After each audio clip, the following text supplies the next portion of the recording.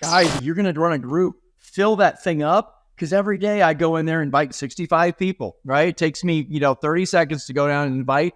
And then the next morning, suddenly like 5, 6 10 new people are suddenly in my group. You can't friend request. And then 10 seconds later, here comes my group, right? You're like, no. That's just, it's too much here. That's like, hey, nice to meet you. Let's get coffee. Do you want to marry me? You're like, no. It's like, that's way too fast. Everybody pushes back. Sales resistance spikes like crazy, right? And that's what Messenger's given me, is the ability to say 3 things and book almost like everybody messaged me on that, right?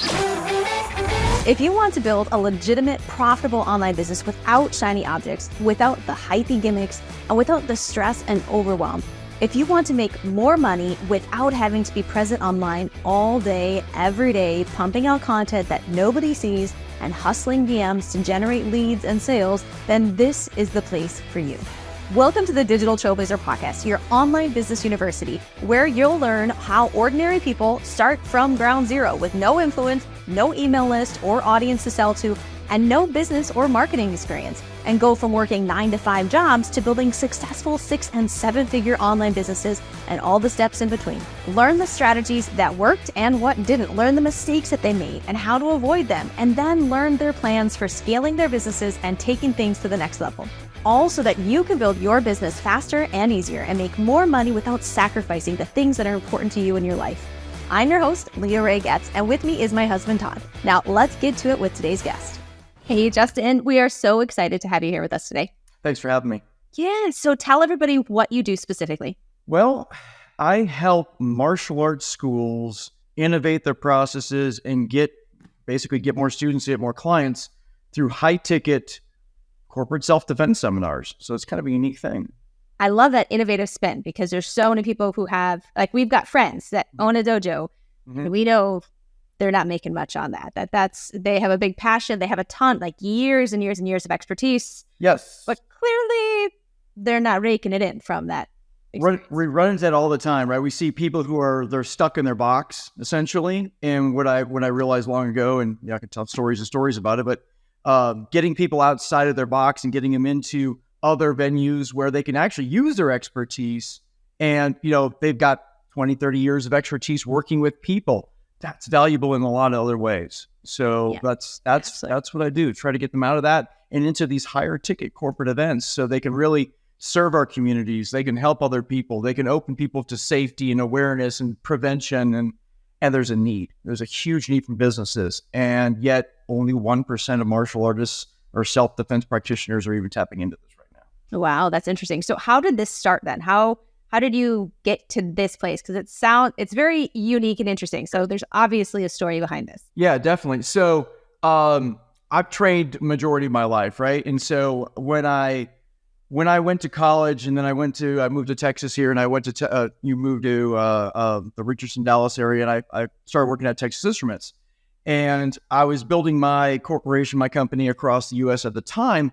What I was looking at is okay, I'm an engineer. I'm seeing all these same problems that I saw in the world of personal defense, but I'm seeing them in tech. I'm seeing them in this billion-dollar tech firm. There's terroristic threats, and we had people hiding razor blades under stairwells, and we had violence in conference rooms. And I'm like, you gotta be kidding.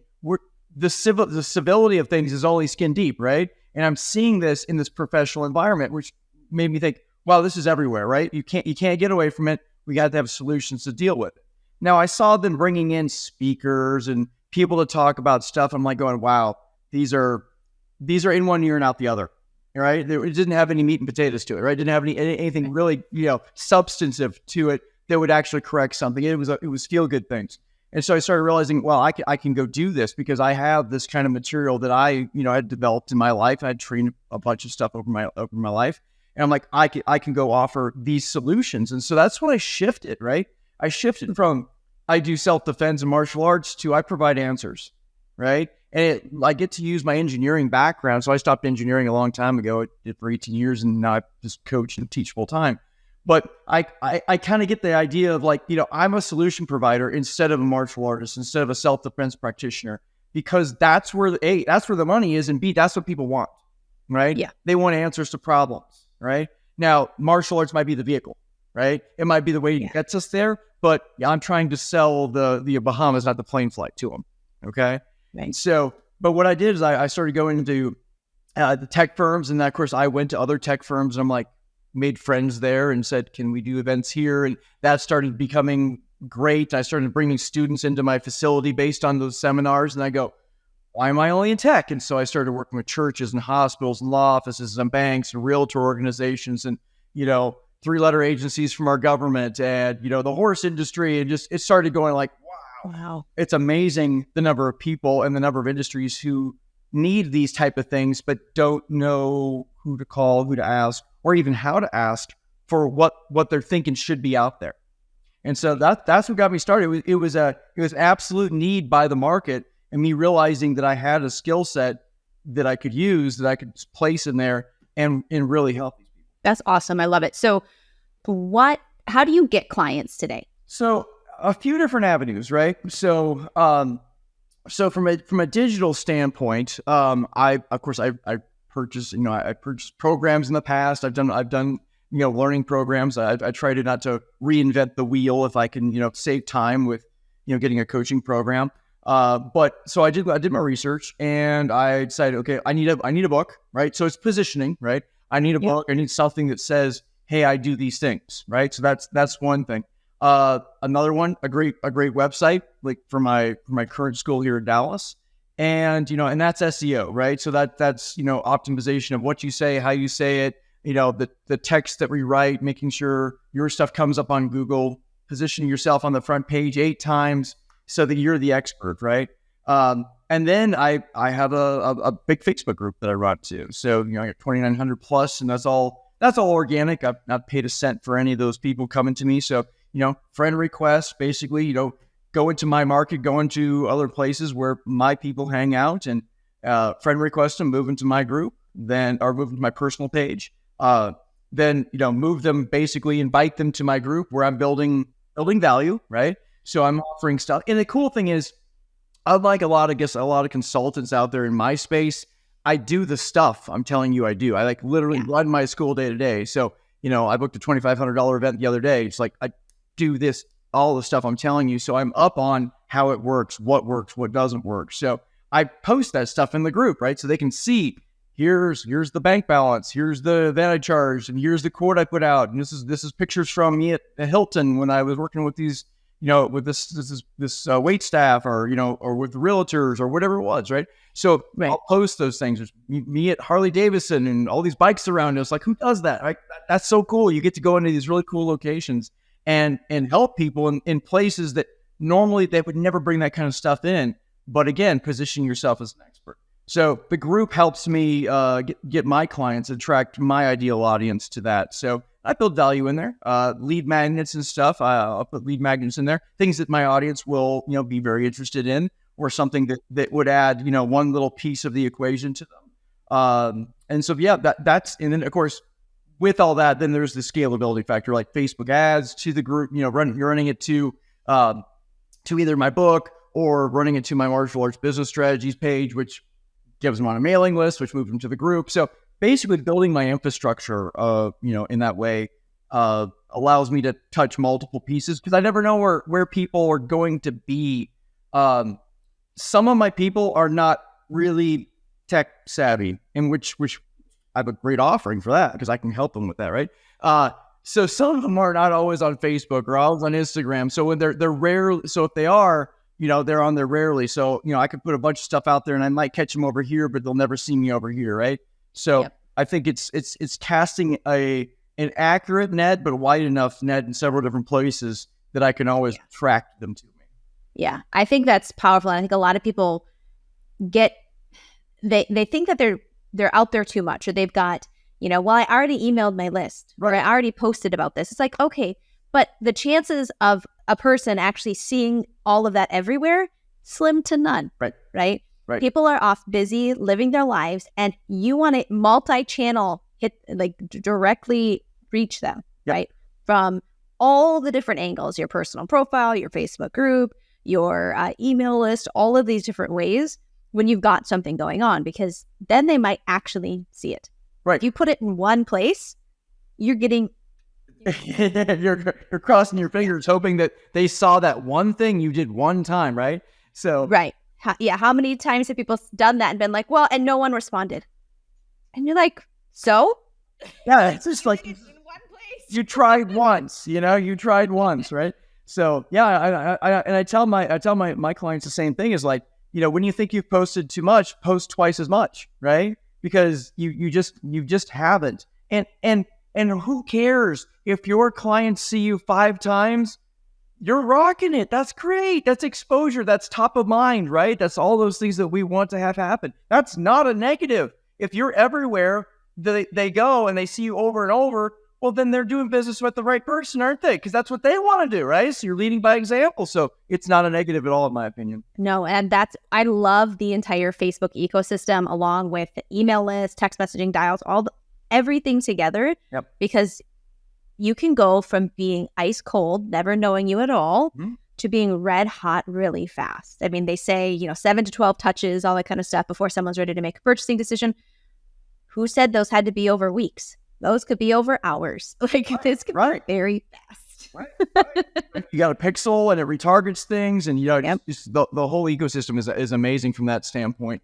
And if they find you on a group and then suddenly someone in some other group mentions you or you get recommended, you're like, yeah, I know that guy. So to me, it's the multi-leg stool, right? You don't want to have one leg holding up your stool because it falls over, right? So if we got 20 legs on there, I don't care. You can hack several of them out. I'm still stable. And that's like a diversified 401k plan. Let's have our money in a few buckets, right? Let's have our advertising across these things because we never know where the fish are. So yeah, I love that. So in your Facebook group, sounds like you're giving lots of value. You got lead magnets, different things. How do you sell in your Facebook group, or what's that process from the Facebook group to client? Right. So right now, I have found Messenger to just crush it for me, honestly. So and that's taken some time. Honestly, it's figuring out what type of conversation you need to have in Messenger and what your audience really cares about. Right. When you dial that in, it's amazing. Now, that took me maybe a good year to have, hundreds of conversations to really go, and I save them all, right? I save all my conversations, put them in a document, and I look for patterns, right? So I'm going to find, and I'm like, wow, when I say these things, this is always the result. So why don't I always just say these things? And now I can literally get a ping on my phone and be walking through, picking up meat for supper or something, say 3 things and book a call, right? Because, you got the process down. And again, big process and procedure guy, right? So that when you have those down, you know what to say, and you know what they're going to respond to. Again, pattern. But you got to have enough. You got to do enough things. People give up way before that, right? Wait. And I think it's consistent. The secret is consistency over time. Do your thing and just keep doing it, right? Yes. What you learn in a year, you're not going to learn in a month, right? So you need that time to really get that exposure, right? Really get your systems down. If you're good at what you do and you just need time to hone in, how do you share that? And that's what Messenger's given me, is the ability to say 3 things and book almost like everybody messaged me on that, right? So that's what I do. I message people. I get the Messenger conversations. I book my calls.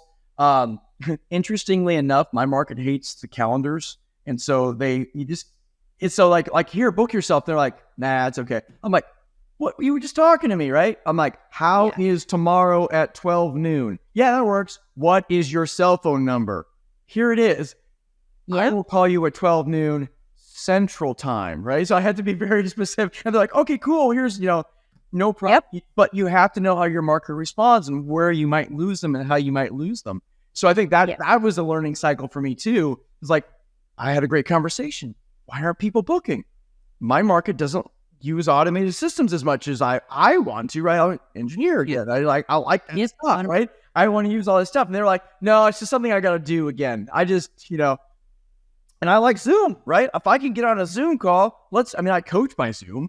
So, you think they jump on a Zoom call, but they don't have time. They're like, no, I can do a phone call because I'll be teaching out on the floor and I can pick up my phone and talk to you for 10, 20 minutes, but I can't get on Zoom because I'm, I had to know that though. And I'm still always fighting that because I would love to sell by Zoom, right? Oh yeah. way better, right? So you get to So way better. It's more personable, stuff like that. Yeah. It's not just a voice on the phone, but that's so far where my market's been. And sell by that, of course, honing your script, understanding what to say.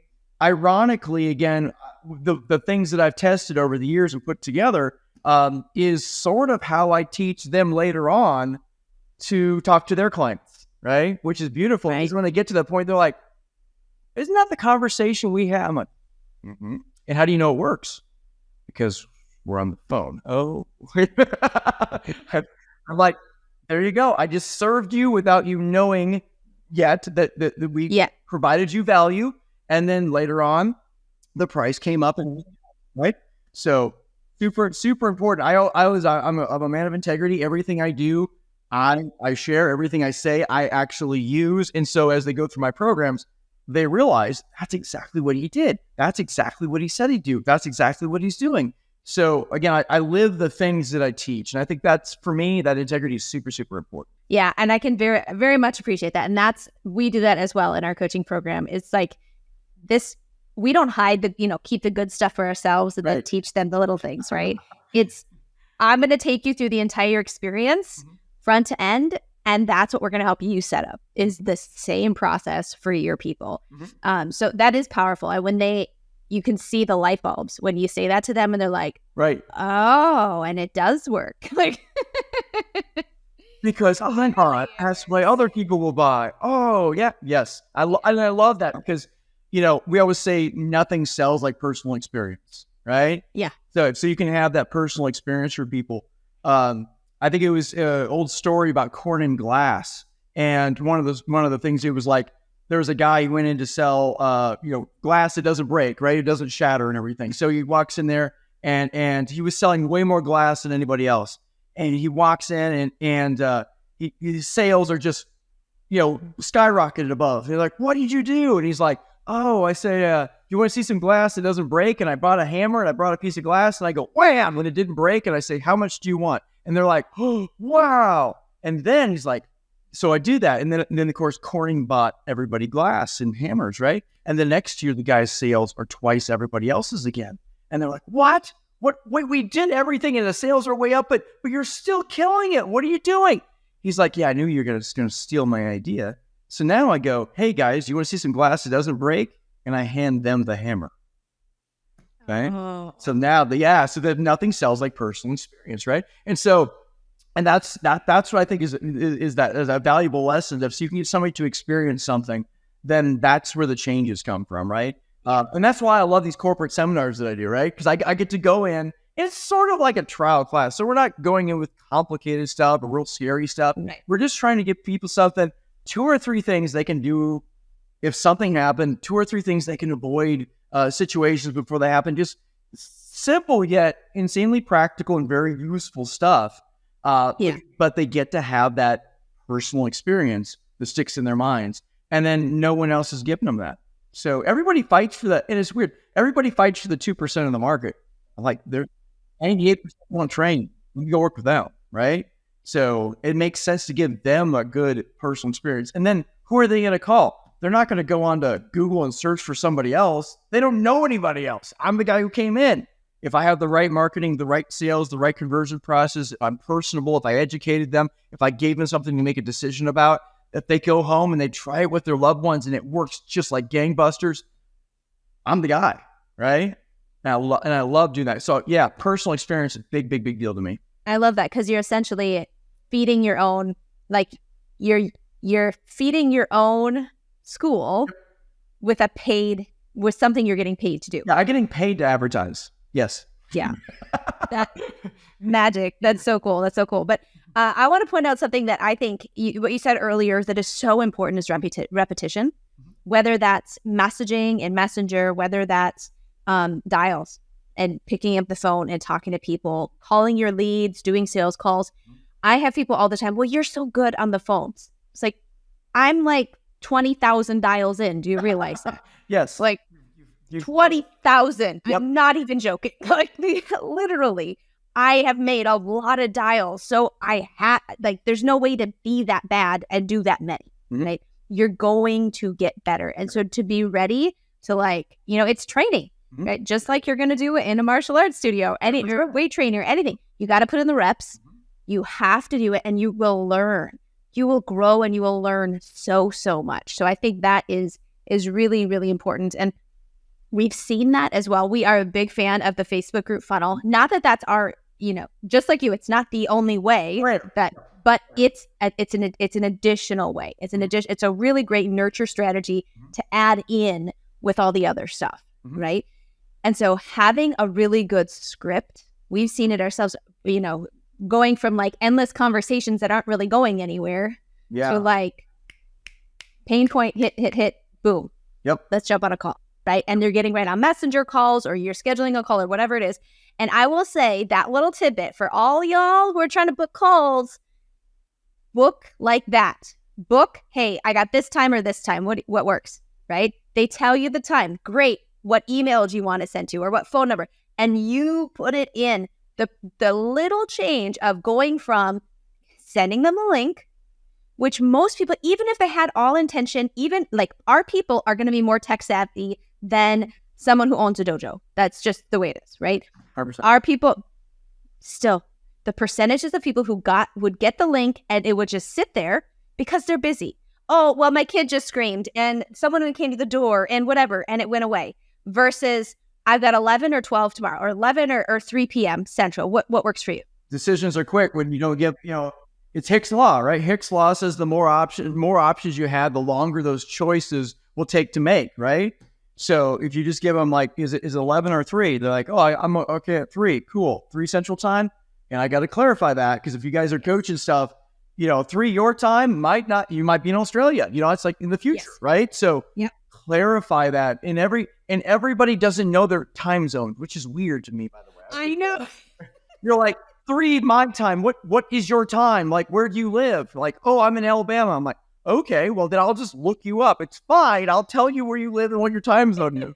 But I find that amazing, but okay, I will serve my market. I will do what needs to be done to book the call, right? So yes, no, absolutely. I've been in the space and I've done travel consulting and things even before this business. So time zones to me are like, especially in the United States, super easy, right? And it does shock me every once in a while with some of the answers. We actually had a lady we had a setter. I was reviewing someone's call, someone on my sales team, and they had called the lady. They asked her what time zone she is. And she's like, well, I think I'm in the Appalachians in I don't know, it was Kentucky or something like that. So I think I'm Mountain Time Zone. I'm like, oh my goodness, that's Eastern Time. And the setter didn't last very long with us because she didn't recognize that was not the right time zone either and booked it at the right time. And there's room for growth, but an easy in for me that I've found in Messenger, if someone has in a post or a comment has said something like they're interested in chatting. Now, micro commitments, right? Which is part of why that time, this time or that time, this and this, and it's little commitments where they're not like having to go through many steps and bigger things at once. Little commitments. The first question I always ask, awesome, what's your time zone? Everybody answers that unless they don't know, or they'll say I'm in the state, and then I figure it out if they really don't know. But that is such an easy micro commitment to talking. That it is a really good opener. So that's another tidbit for everybody who's booking calls through Messenger, through text message. That's a good opener. What time zone are you in? That's a good generic one for everybody. I mean, I use a very specific one, but I ask them, do you teach kids or adults? It's like, I know they're going to do one of the two, or they go both. And now I know what we're working with, right? So now we're in a conversation, right? Yep. So it's just those little openers, and that's why I use that one for my market, because they're suddenly happy to talk about whatever. And now I know who I'm playing with, right? I know if they're gonna go this way. If they say, for me, it's like if they say kids, I'm like, cool. So are you interested in adults, or you only want kids? Oh, I'd love to get adults. I'm like, corporate seminars can get you adults, And they say, I'm mostly adults. I'm like, so am I. I'm 99%. Oh, you're like me. Sense of rapport, right? So now I'm going off corporate seminars again. So either way, it lets me know how I segue the next sentence. So that's how I do that. Yep. We've got lots of different options where they're requesting a consult, but a lot of people will never take that next step unless you ease them into it. Even if they said, yes, I want to talk to you. Yes, I want to consult. So guiding that conversation, I think that's so important. And if people didn't recognize, you should have written this down as a note for yourself. What he did with his conversations is he analyzed. He did a ton of reps and he analyzed patterns from those reps. So if you are not getting results if you are talking to people who are your target audience and you're not getting them into conversations, that's a really good thing to do. So I think that's a really good tidbit. I love as well how this is what we do is in addition to what we teach our clients, is that you're having conversations, but these people are in your group, right? These people are people who are getting resources from you. These are people who are already seeing you at some level of authority because they've shown some level of interest somewhere. They're consuming some content already. Exactly. So that's a much different conversation than just cold messaging people that never connected with you just out on Facebook somewhere. That's a much harder conversation because their hunches are up. They're like waiting for the pitch, right? Mm-hmm. They're like, some stranger just friend requested me and sent me a message. 30 seconds later, I bet you they're pitching me something, right? And I have to say that's super important. And there has to be a delay, by the way, there, right? Mm-hmm. You can't like friend request and then 10 seconds later, here comes my group, right? You're like, no. That's just, it's too much here. That's like, hey, nice to meet you. Let's get coffee. Do you want to marry me? You're like, no. It's like, that's way too fast. Everybody pushes back. Sales resistance spikes like crazy, right? So, there needs to be a little delay there when, they're like, oh yeah, I'm a friend of this guy. Hey, there's a week or 2 weeks later, suddenly I got this group invite. And again, that's like, it's one of those religious things I do is I invite people to my group, but after I get maximized, I get 5,000 friends, right? So now I invite some, I delete some, I invite some, I delete some, that kind of process. But guys, if you're going to run a group, fill that thing up, because every day I go in there and invite 65 people, right? It takes me, 30 seconds to go down and invite. And then the next morning, suddenly like 5, 6 10 new people are suddenly in my group. And then I'll say, hey guys, welcome to the group. Here's some value. Here are some things. What do you do? Tell me where you are. And then I can go engage them on Messenger because I have an excuse to personally say, hey, Bob, welcome to my group. This is Justin. I run martial arts business strategies. Wanted to say thanks for, blah, blah, blah. And if you got any questions, blah, blah, blah. And so now I have an excuse to message them versus just hitting them out raw. I mean, they joined the group. I welcome to the group. They got tagged because I did that. And then it's just a nice thing. So it's part of that process. Yeah, absolutely. So share some wins. Like, what are some great things that you've been able to help your clients to achieve? Big contracts with law enforcement, which is really, really cool. So I work with a lot of groups from all over the place. SWAT team operators, you run Brazilian jiu-jitsu schools. I think it's really neat when someone's starting to go through my program and they just get wins right away, right? It's like they went from nothing to, dude, I booked a $2,500 event in like week 3. We haven't even got to the corporate stuff because I'm working on mindset. I'm working on marketing. I'm working on fixing their machine, right? I'm looking at their website. Look at the totality of their school. So some of the big wins they get is like they're booking events before we even got halfway through the program because I've just rewired how they think. And I'm like, that's huge, right? Sometimes we talk about starting with why we do what we do and just articulating things more powerfully and differently, not just saying, hey, I'm number one, because everybody says they're number one. There's no second national bank, right? So instead of that, actually talking from that depth of why do you do what you do, telling your story, right? And when they start to do that, I've gotten people say, I was just telling one of my students and 4 people walked in and they were just eavesdropping and they came over and said, man, we just want to join. We don't even, we know you do awesome stuff, but we don't even need a trial class. That was so powerful.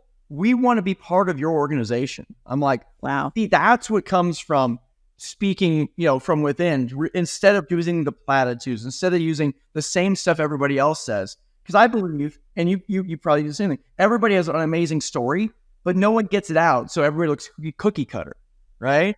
And you don't want to look cookie cutter. Be be who you are, show people how this amazing stuff you have in your internal reality, but get it out there to the external world, right? So I think those are the wins that come from things is people can book crazy seminars, people can book keynote, speeches for things. I got a $50,000 contract, that was really a wonderful win for him.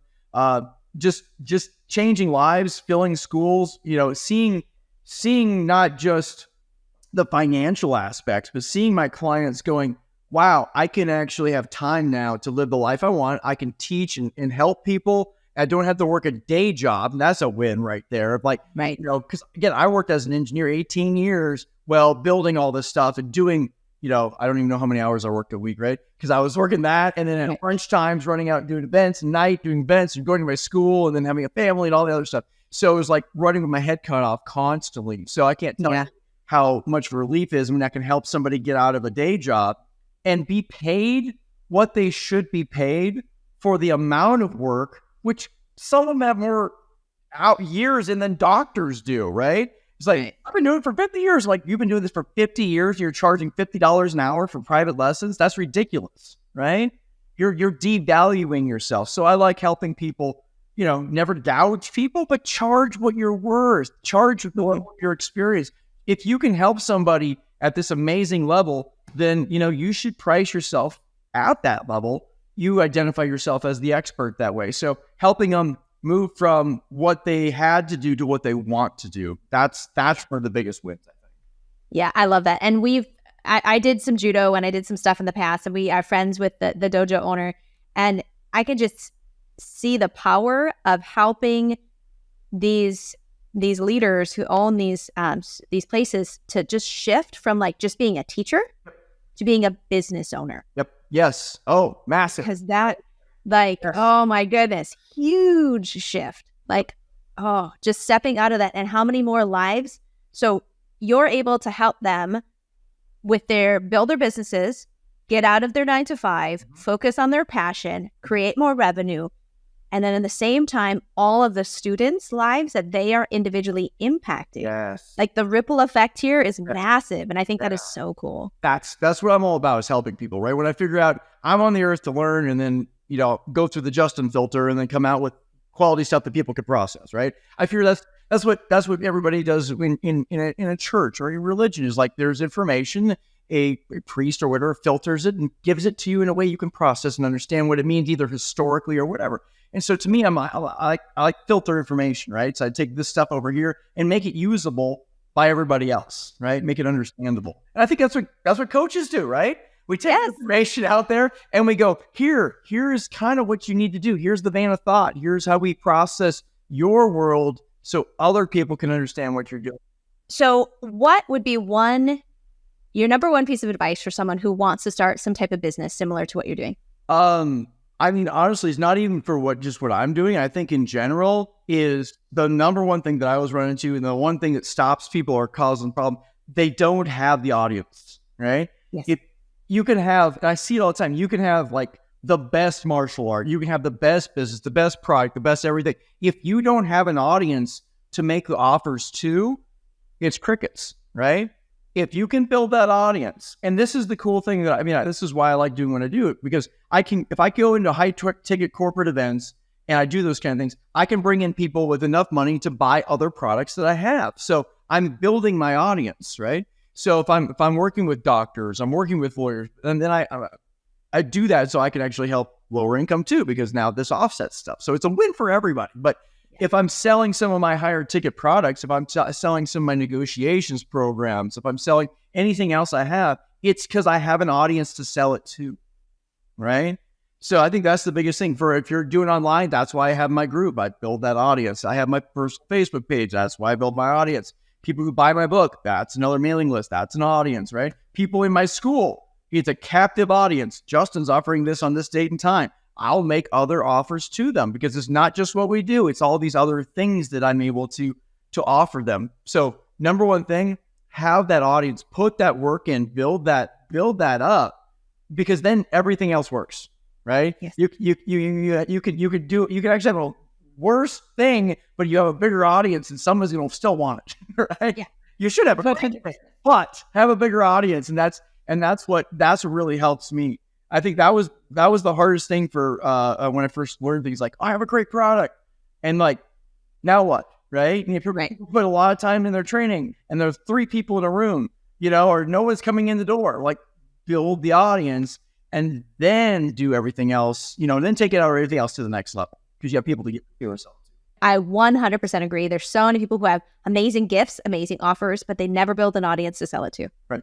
Yep. And then they never make the impact that was their vision and what they were doing this for in the first place. Yes. So yep. Audience, 100%.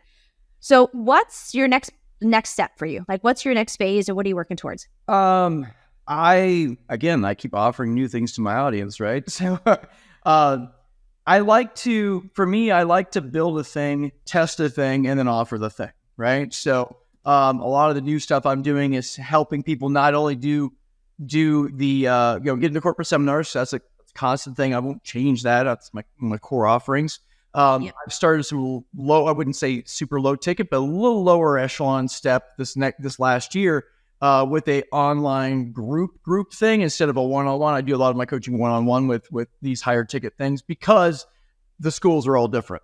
I've started a bigger group now, that I can bring people in at a little lower level and help them get to those points. Right. So it's like a stepping stone. So I'm going to continue to grow that. That's one thing because we've seen people throw down walk in and throw down cash on some of my clients, desktops and like, yep, we're doing the right things. So, I love those results. I love the pictures in the private groups that people send me like, yep. And so I'm going to continue to build that out.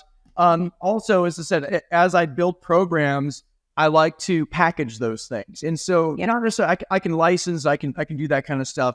But also it's helping other places have the processes. Again, stupid engineering background. I got to use it, right? So I might as well do what I'm really good at and re-engineer, de-engineer, deconstruct what I've done and package a way so that they can use their gifts. If somebody's really good at something, I want to draw that out of them. And I've got some programs that I've built that I'm using already, I'm selling, but I'll continue to build that out so that they can build their high ticket events, right? So they can build $1,000 a person, $2,000 a person seminars. Like, wow, is that possible? Yeah, it's totally possible. I'm teaching one Saturday, right?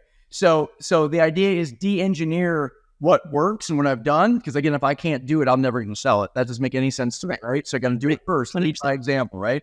So by picking apart this and seeing, okay, what are the constituents? Where did I get the information? How do I learn this stuff? And then going, okay, now what is their core beliefs? What are they good at? Because some of these people have got like great backgrounds and weird things. You're like, that's amazing. No one does that. And you're like, where is that on your website? And I go, I was like, awesome.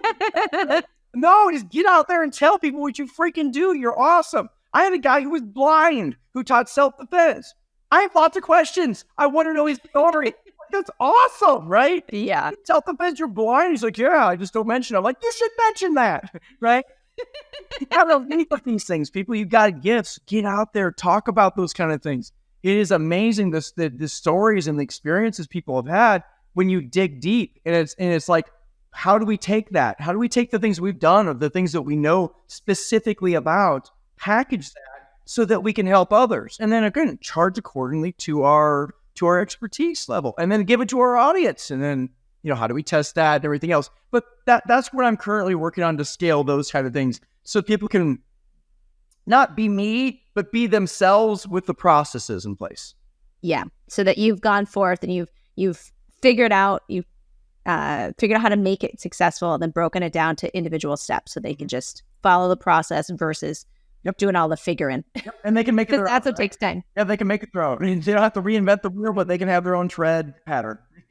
Yeah, well, and you mentioned it at the beginning, is how many courses and things that you've bought over time, and that you had to have that core knowledge to be able to create your own version of that, your own system, your own everything. And I second that. We've bought, I don't know how many tens of thousands, if not hundreds of thousands of dollars worth of courses and coaching over the many years to hone our skill. Because you need to know what the baseline is, right? You need to know what's out there, right? If you don't know, how can you say either what works or what doesn't work, or again, it's the baseline knowledge. I think it's the price of playing the game, right? Yeah. So you need to put a little bit in so you get way more out, right? So Exactly.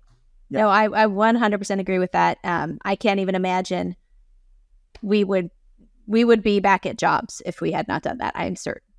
Yeah, I mean, again, I mean, the world we live in today is beautiful, right? You can buy a book, and that's somebody's life story in their knowledge base, right? And you can listen to it on Audible, for heck's sake, right? Or you can buy their coaching program. It used to be like, in college, when you went to college, you get a book. Now you can attend a lecture online with the person who wrote the book, right? And that's an amazing thing that place that we live right now, that we can get that expert knowledge. So I tell people, seek out the experts and work with them, because that's 5 or 10 years you don't have to spend, and that's worth a lot of money, right? We can get back time. We can make more money. We don't get back years. If you can buy years, let me know, because I'm in, right? So, but you can't, right? So let's if we can possibly save our time and be profitable in a month and in a year, that's better than in 10 years, because people won't hold out that long, right? They'll get up before that. So yeah, I the one true finite resource on this planet is time. It's time. That's it.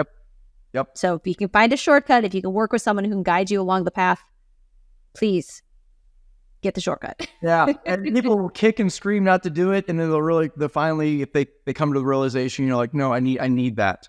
And here's what I tell people: it's not just one book on the shelf, right? Yeah. I think your audience owns just one single book on a bookshelf. I bet there's several books, right?